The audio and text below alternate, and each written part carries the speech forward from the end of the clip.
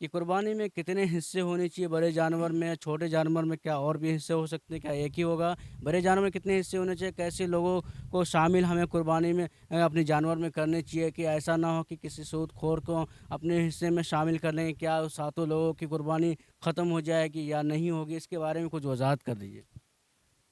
बड़े जानवर में 7 हिस्से होते हैं और सातों हिस्से या तो कुर्बानी के होने चाहिए या से अकीक़ा के होने चाहिए। अगर कोई भी आदमी गोश्तखोरी की नीयत से उसमें हिस्सा लेगा तो तमाम लोगों की कुर्बानी बेकार हो जाएगी।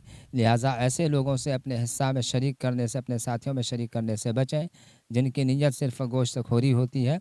अलबत्ता जो है बहरहाल बड़े जानवरों में 7 हिस्से होते हैं और जो छोटे जानवर है बकरा, बकरी या दुम्बा, भेड़, इसमें सिर्फ़ एक ही हिस्सा होता है।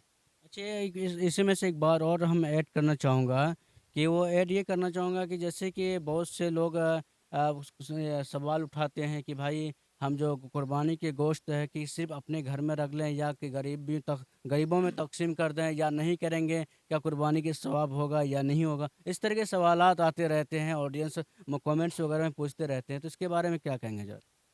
इसके बारे में मुस्तहब तरीका यह है कि जो आदमी कुर्बानी देता है, कुर्बानी के गोश्त का 3 हिस्सा बना ले।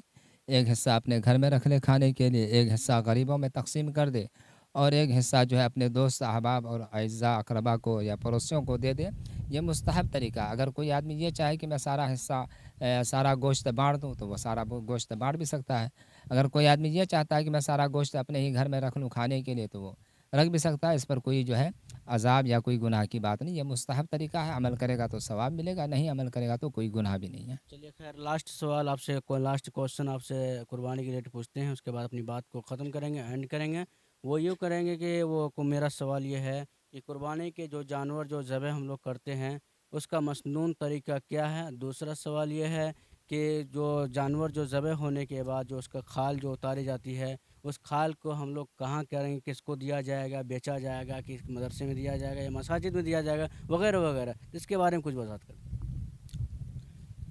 जानवर को ज़बह करने का मसनून तरीका ये है कि उसको क़िबला की तरफ रुख करके उसका लेटा दिया जाए।